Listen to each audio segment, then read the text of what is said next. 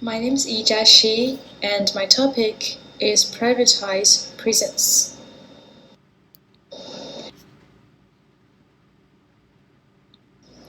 Here are some historical backgrounds. From 1987 to 1998, the number of incarcerated inmates in federal prisons had grown a lot. The rise in inmates can be directly correlated to the war on drugs, President Clinton's three-strike policy, as well as other policies that focused on having detrimental effects on minority groups. Between 1999 and 2015, there was a 50% jump in federal prisoners being held in federal prisons, equaling to a total of 18%. Total prison population has seen a 600% increase.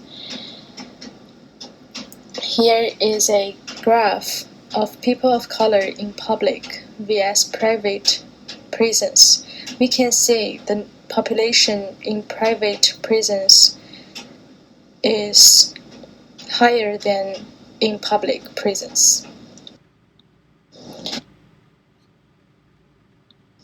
The rise of privatized prisons creates many problems like inequity. Some groups are benefiting, but some groups are not. There is also a problem of overcrowding and financial problems that need to be solved. Here are some solutions. First, legislative changes targeting drug offenders and their prison sentences. Second, legislative changes to minimize sentencing requirements. Third, introducing compassionate release. Fourth, legislative changes to allow for programs that focus on avoiding recidivism.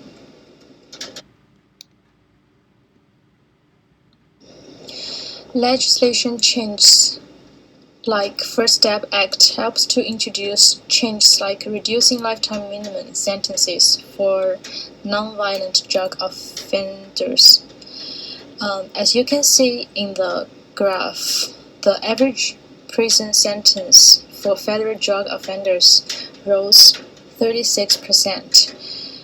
If the legislation can be changed, the population in the prisons will decrease a lot, and because these nonviolent drug offenders can be released earlier.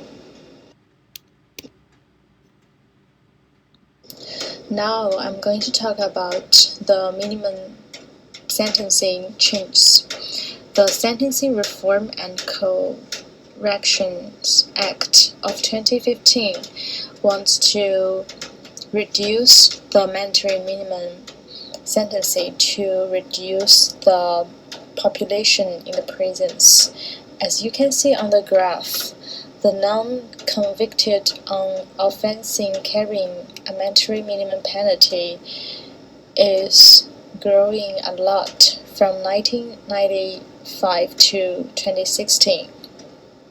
So the change to minimum sentencing would counteract various policies, including the 85% model which focused on having inmates carrying out 85% of their sentences.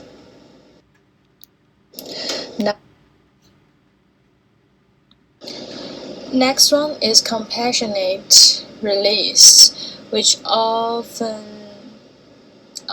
takes place for older people and very sick prisoners.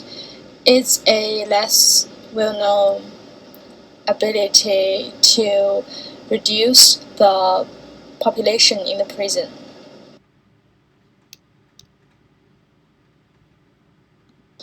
The last but not the least is recidivism, which is help prisoners to improve when they get released into society to avoid they commit to crimes again and then increase the population in the prison. On the graph, it shows the nonviolent recidivism is increasing as the time gets longer.